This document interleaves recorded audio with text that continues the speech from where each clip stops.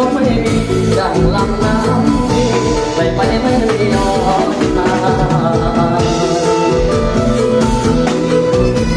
าเด้อพี่น้องมาเด้อ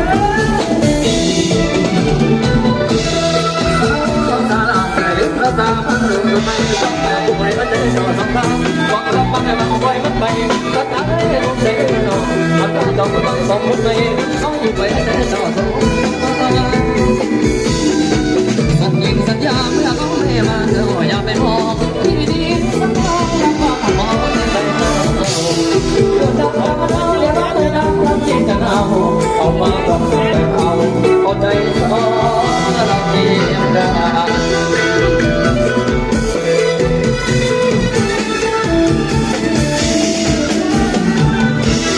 เอาคนนั้นจะนอนรับฟังมันกินยักษ์เดินเอาคนนั้นจะนอนรับฟังมันกินยักษ์เดินนะเอาพอรอที่นั่นมาดูเลยสุภาพรำมาอย่าอะไรรักดูใครคอยเป็นผู้ก็คอยเฝ้าตามที่บ่ได้ที่รักเธอทำทำไม่วันรักย้อนมาขอเป็นดังราแค่ว่าคอยเจ็บน้ำตาผู้ก็จะมาพอที่ความรักมันถูกพอที่ความรักมันถูกพอจะถูกยกขึ้นมาใส่ตาคนคนตายไปขอให้แค่เป็นอย่างเราไม่ทำที่เราจะทำไม่เป็นไรที่ใจว่าจนเสียน้ำตาอย่าร้องไห้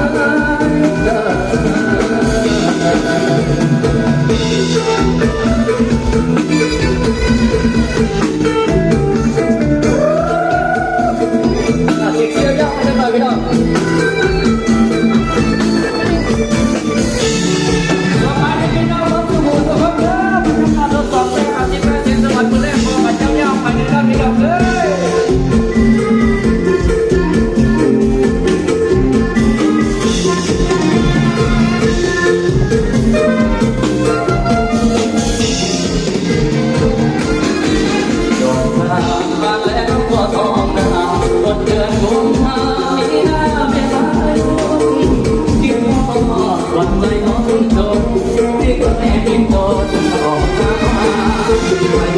ดอกจาน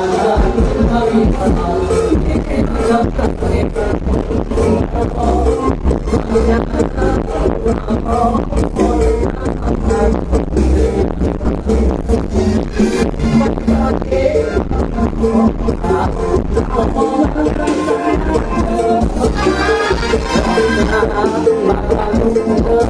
ที่เราได้รักสมมา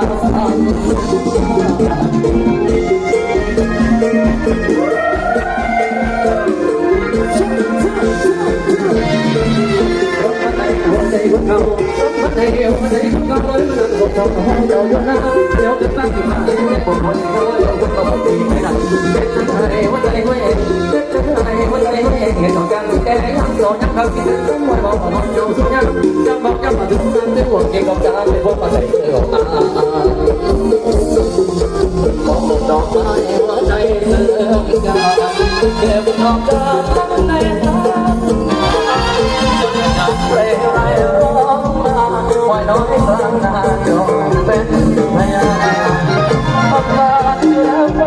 บริสุทธิ์แล้วเมื่อสะดุดหยุดลงตรงนั้นกลางทุ่งดอกนามีมารำพันเหี่ยวได้ไหลแฝงเจ้าดอกช้างได้มากลางทุ่งไม่ว่าให้ครูเสียแล้วมานอนใครอยากประดับใจผู้ใดน้องที่คนบ่สอนเพราะภาคกลางนา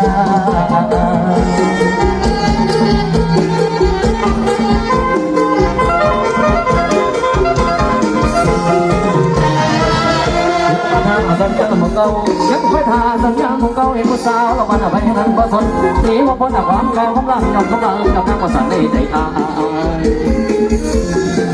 ฝันใจกันให้ใครเข้ามาเลยให้ตรงมาเป็นทุนแล้วเดินยามดอกจานสีแดงใจสั่งแดงแรง